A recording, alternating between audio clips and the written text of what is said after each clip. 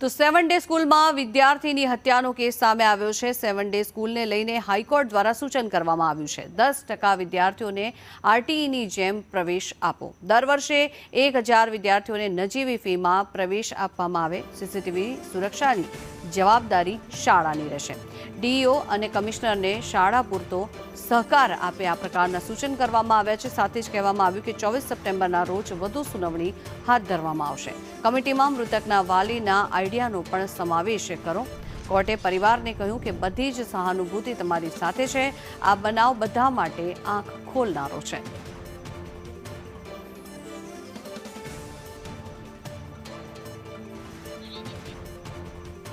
તો 7 ડે સ્કૂલને લઈને હાઈકોર્ટ દ્વારા સૂચન કરવામાં આવ્યું છે। ડીઈઓ અને કમિશનરને શાળા પૂરતો સહકાર આપે તે પ્રકારના સૂચન પણ કરવામાં આવ્યા છે।